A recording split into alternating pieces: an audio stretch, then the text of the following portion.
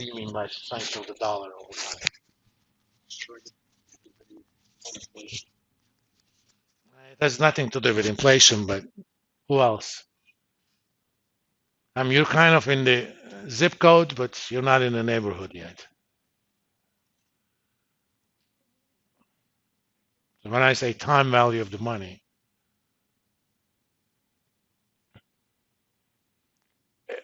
time value of the money basically is the concept that $1 today is not equivalent to $1 next year. Okay.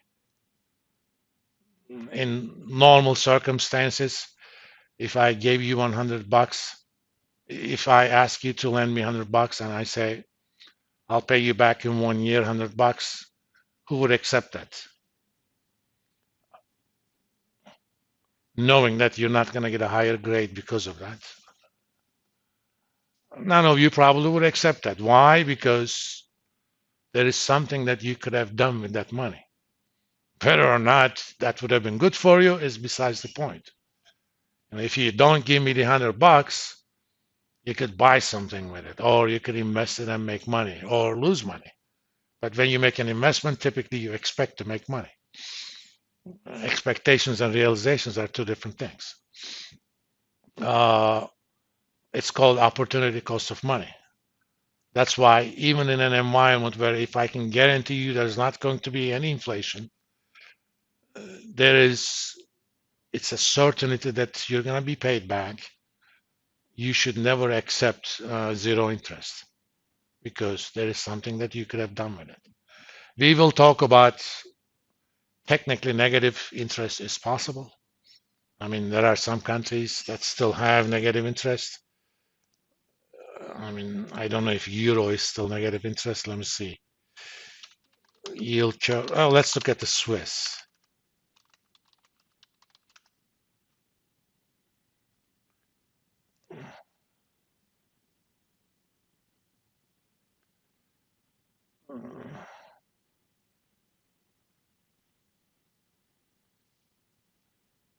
It has increased.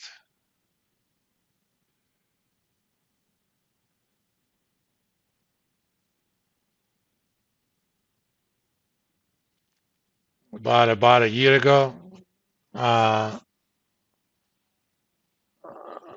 if you bought a 30-year Swiss government bond, you waited 30 years to get your 10,000 francs, but every year you actually paid the Swiss government about 50 francs for the privilege of them holding your money. That's negative interest. But with all the inflation throughout the world after COVID, it's not there anymore. And for the short term, the euro interest rates were negative 75%, 0.75%. You actually had to pay the bank money for holding your money.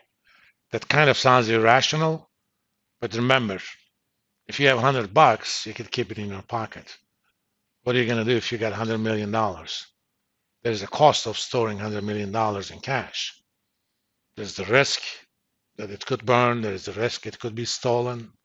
Rats can eat it, what have you. And insuring that against those losses is going to cost money. So and I'm not even talking about hiring people to make sure, cost of hiring people to make sure that it's there. You just give the bank the money to store it for you. People do the same thing, for example, to store their jewelry, right? Expensive jewelry. You get a safety deposit box, you put it in there, and you pay money. People do that for gold. If you got only 2 gold coins, that's not a problem. But if you got all that gold in bullion, then that's a problem. And you need somebody to store it for you. So, given that time value of the money is about value of money, not the same as value of money today, not the same as tomorrow, we're going to write an equation of motion for money.